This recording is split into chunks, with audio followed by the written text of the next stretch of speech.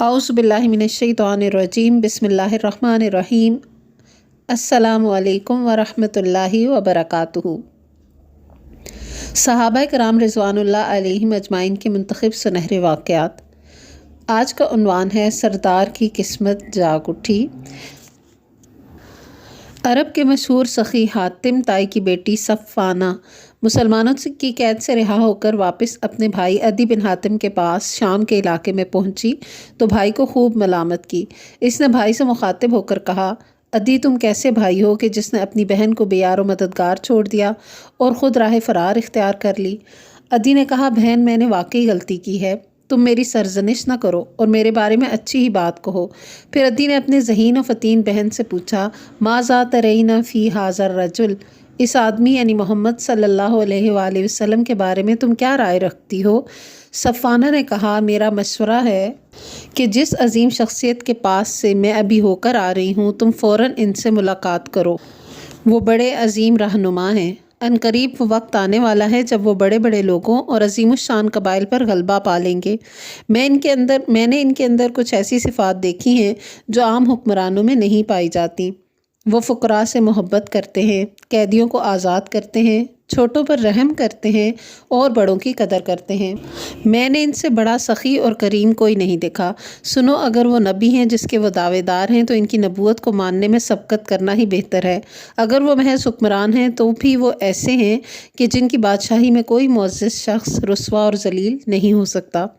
सफ़ाना bint Hatim ताई ने अपने साथ रसूल अकरम सल्लल्लाहु अलैहि वसल्लम के उम्दा रवैये और अखलाक़ करीमा का तज़किरा किया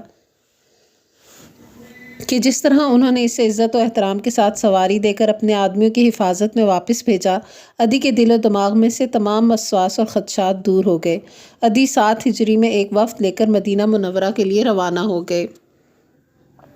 सूरत हाल की मज़ीद वजाहत के लिए इनके जहन में अल्लाह के रसूल सल्लल्लाहु अलैहि वसल्लम के बारे में कई एक सवालात थे। वो फ़िलहाल मज़ीद तहकीक करना चाहते थे। इस सफ़र में इनका इस्लाम कबूल करने का कोई इरादा नहीं था। अदी मस्जिद नबवी में आए तो देखा कि आप सल्लल्लाहु अलैहि वसल्लम की मस्जिद कच्ची ईंटों से बनी हुई है और आप अपने सहाबा कराम के दरमियान बिल्कुल आम आदमी की तरह बैठे हैं। हालांकि वो सोच रहे थे कि न जाने आपने कितनी ज़्यादा दौलत इकट्ठी कर रखी होगी और कितना बड़ा और ख़ूबसूरत घर बना लिया होगा। अल्लाह के रसूल सल्लल्लाहु अलैहि वसल्लम ने अदी का इस्तकबाल मस्जिद ही में किया। थोड़ी देर गुफ्तगू के बाद अदी के कंधे पर अपना मुबारक हाथ रखा और फरमाया, चलो अदी, बाकी गुफ्तगू घर चलकर करते हैं। अदी कहते हैं, घर में दाखिल हुए तो मैं हैरान रह गया। घर क्या था? एक सादा नीची छत वाला कमरा था जिसके फ़र्श पर चटाई तक मौजूद न थी। कमरे का फ़र्श भी कच्चा था। अल्लाह के रसूल सल्लल्लाहु अलैहि वसल्लम ने अपने कंधे से चादर मुबारक को उतारा और इसे ज़मीन पर बिछा दिया।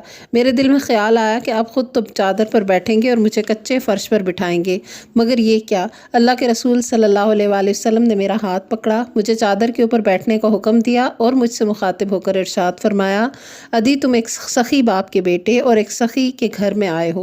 तुम बड़े बाप के बेटे हो, चादर पर बैठो, मेरा क्या है, मैं तो ज़मीन पर ही बैठ जाऊंगा। अदी खामोश गहरी नज़रों से अल्लाह के रसूल सल्लल्लाहु अलैहि वसल्लम की तरफ देखते रहे।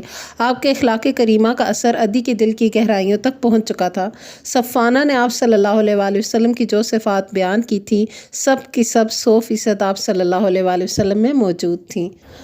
अल्लाह के रसूल सल्लल्लाहु अलैहि वसल्लम ने फरमाया, अदी तुम कुछ सवालात करना चाहते थे, वो क्या हुए? अर्ज़ किया, या रसूल अल्लाह सल्लल्लाहु अलैहि वसल्लम, सारे सवालात ख़त्म हो चुके हैं। अब तो आपसे एक ही गुजारिश है कि मुझे कलमा पढ़ाएं और अपने जानिसारों में शामिल कर लें।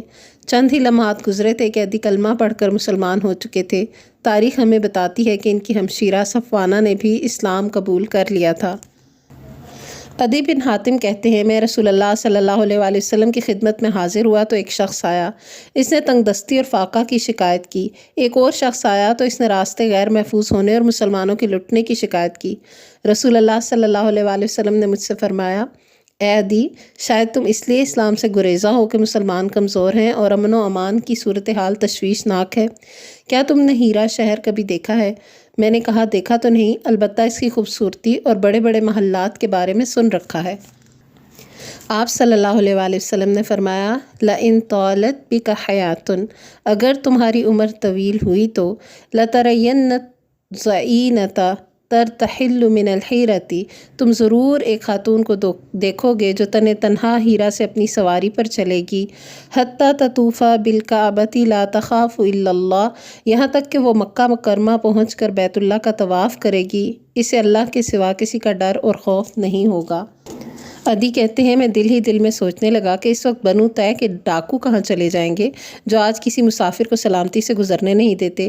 ابھی میں یہ سوچ ہی رہا تھا کہ آپ صلی اللہ علیہ وآلہ وسلم کی آواز گونجی، عدی شاید تم اسلام میں داخل ہونے سے اس لیے کترا رہے ہو کہ مسلمان تنگی اور اسرت کی زندگی گزار رہے ہیں۔ وَلَئِن طَالَتْ بِكَ حَیَاتٌ، اگر تم نے طویل عمر پائی تو لَتُفْتَحُنَّ كُنُوزُ کسریٰ، تم دیکھو گے کہ کسریٰ کے خزانے فتح کر لیے جائیں گے۔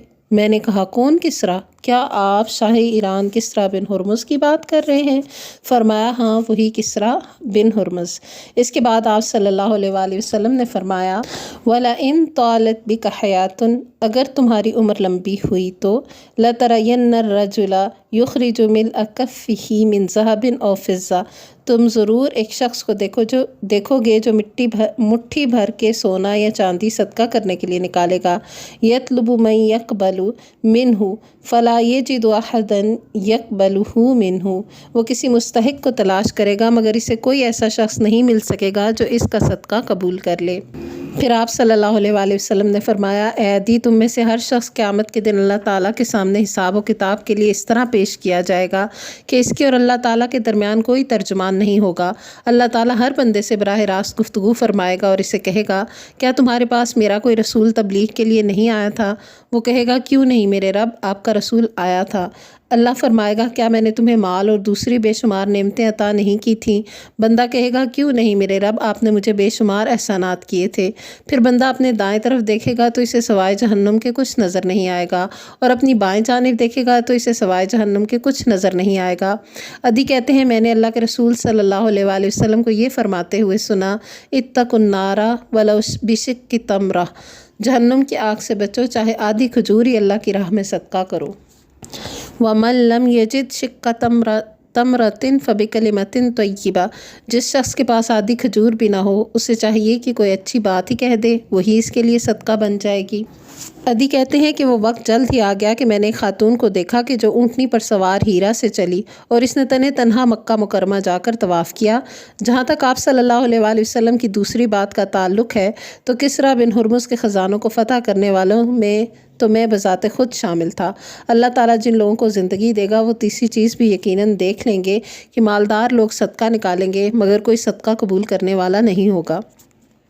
ایک اور ثقہ روایت کے مطابق سیدنا عدی بن حاتم طائی جب اپنی ہمشیرہ کی گفتگو سن کر رسول اللہ صلی اللہ علیہ وآلہ وسلم کی خدمت میں حاضر ہوئے تو انہوں نے انتہائی خوبصورت لباس زیب تن کر رکھا تھا۔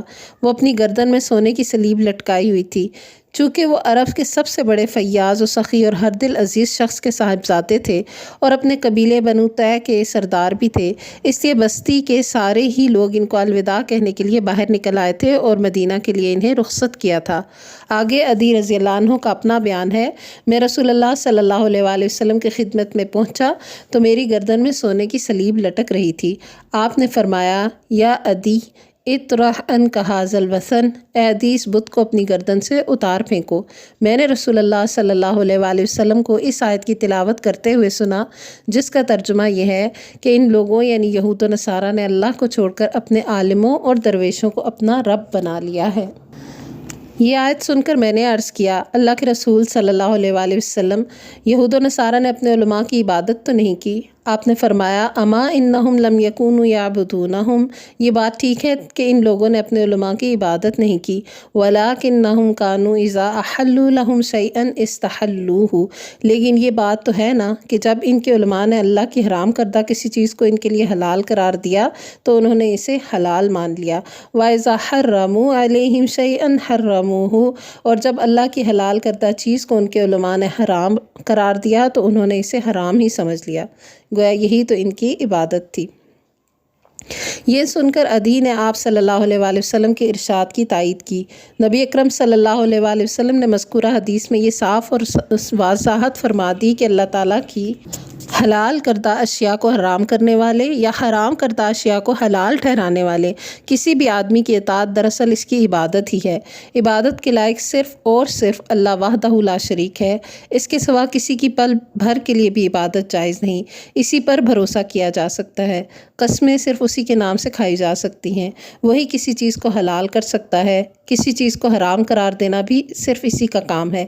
جو آدمی اللہ پر بھروسہ کرتا ہے اللہ اس کے لیے کافی ہے، مگر جو کوئی اللہ کو چھوڑ کر غیر اللہ پر توکل کرے گا وہ اللہ تعالیٰ کے ناموں کی توہین کرے گا۔ اللہ تعالیٰ اس کو دنیا اور آخرت میں ذلیل و رسوا کرے گا۔ استغفر اللہ۔ اللہم انا نسألک العفو والعافیۃ والمعافاۃ فی الدنیا والآخرہ۔ اللہم انا نسألک من فضلک ورحمتک لا یملکھا الا انت۔ سبحانک اللہم وبحمدک نشہد ان لا الہ الا انت نستغفرک ونتوب الیک۔ آمین۔ السلام علیکم ورحمۃ اللہ وبرکاتہ۔